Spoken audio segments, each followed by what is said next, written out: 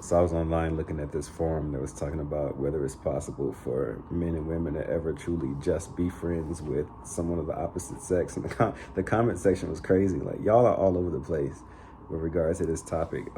But I kind of wanted to weigh in on this because throughout my life, a lot of my friends have been women, and some of my best friends have been women. And even now, like on this tour, a lot of the meaningful connections that I've made have been with people of the opposite sex. And I think it's not only possible, but I think it's necessary to have that, like to be a whole person, like masculine energy, feminine energy, you need both, like in your life. Like the woman perspective is going to be so completely different than a male's perspective. But you need both. Like, you know what I mean? I'm going to get something different from the conversations with my guys, and I'm going to get with the conversations that I have with my women friends. The energy is different, you know. To be able to see the world through a different lens, I think just enhances your own emotional intelligence and emotional acuity. And so I think it's necessary. I think the problem is that a lot of us don't know how to have a deep and loving connection with someone without making it sexual.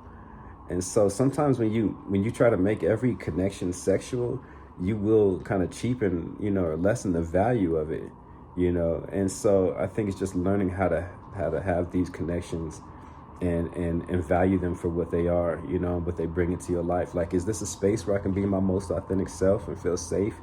You know, is this someone that drains me of my energy, or do they give me energy? You know, is it a fun person? Do I feel good when I'm around them? Those things matter, you know what I mean? And as long as you maintaining your boundaries that you have in your relationship, like my wife and I, like, so wifey is queen, right?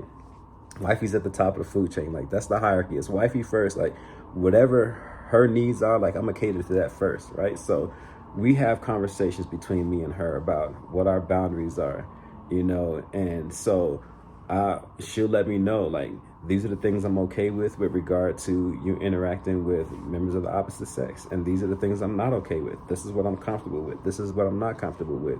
So then the onus is on me to protect her, you know what I mean? And I'm gonna protect that space with my dying breath. Like, I connect with wifey emotionally, mentally, physically, spiritually, sexually, romantically, all of that, you know what I mean? Like, that's clean, right? So, but outside of that, I think my wife, she also understands me. She knows I'm a people person. She knows I'm about connection, I'm about energy, you know what I mean? Like, men or women, like, I'm about establishing intimate connections with people. She knows I'm a conversationalist, I'm a talker, you know, in the right circumstance. Like, if I connect with somebody, like, you know, I need that conversation. I need that deeper, you know, not the shallow, you know, small talk, but the deeper, intimate conversations. Like, I need that as a person. And so we found a good balance. And so my suggestion is just make sure you have those conversations with your significant other.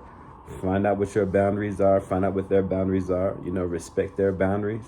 But outside of that, definitely explore relationships. You know, people of the opposite sex can bring so much more meaning into your life than, you know, if you know, just keep yourself void of that. And so that's my 2 cents. That's my 2 cents. Let me know in the comments what y'all think about, you know, relationships and deep and loving connections being made between people of the opposite sex. And then, yeah, I'll catch y'all on the next one.